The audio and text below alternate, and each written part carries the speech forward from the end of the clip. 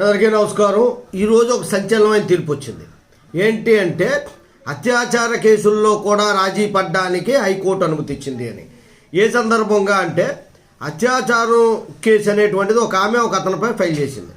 తర్వాత అతను హైకోర్టుకి వెళ్తే ఆమె కూడా వెళ్ళి దానికి ఒక పిటిషన్ వేసింది. ఏమనంటే ఆ రోజు నేను కోపంతో నేను ఇద్దరం లవ్ చేసుకున్నాం, కానీ ఈయన వేరొక అమ్మాయిని వివాహం చేసుకుంటున్నాడన్న కోపంతో నేను పోలీసుల దగ్గర ఈ కేసు పెట్టాను.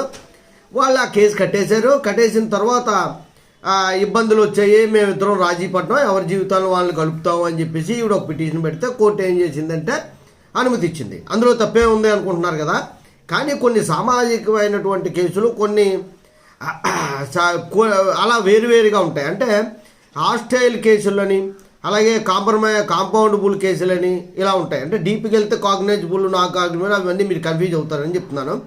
కొన్ని కేసులు కాంప్రమైజ్ అయిపోవచ్చు, కొన్ని కాంప్రమైజ్ అవ్వడానికి లేదు. అలాంటి సందర్భాల్లో ఏం చేస్తారంటే సాక్షులను తీసుకొచ్చి కూర్చోబెట్టి ఈ కేసు గురించి నీకేం తెలియదు అంటే నాకేం తెలియదు అని చెప్తాడు. దాన్నే హాస్టైల్ అవ్వడము అంటారు. అలాంటి సందర్భాల్లో కేసులన్నీ కూడా 70 నుండి 75 నుండి 90% కేసులు అలా వీగిపోతున్నాయి. అంటే ముందు కేసు పెడతారు, తర్వాత వాళ్ళిద్దరూ కాంప్రమైజ్ అయిపోయిన తర్వాత సాక్షులందరినీ రిక్వెస్ట్ చేసుకుని మాకు ఈ కేసు గురించి ఏమీ తెలియదు అని చెప్పేస్తారు.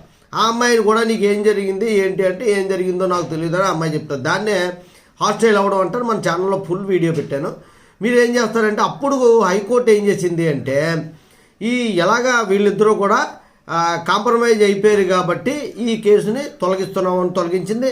సుప్రీంకోర్టు కేసును కూడా అత్యాచారం పోస్కో చట్టం కింద నమోదైనటువంటి కోదండి బాణి కేసులో రాజీ పడే అందుకు సుప్రీంకోర్టు అనుమతి ఇచ్చిందన్న సంగతిని గుర్తించింది. అలాగే కర్ణాటక హైకోర్టు తీర్పు కూడా ఇస్తూ ఈ తీర్పు ఇవ్వడం అనేటువంటిది జరిగింది. ఒకవేళ రాజీ పడితే ఎంత పెద్ద కేసు అయినా సరే కోర్టులో రాజీ పెడితే తీసేసుకోవచ్చు అన్న సంగతి మీకు తెలియడం కోసమే ఈ వీడియో పెట్టడం జరిగింది.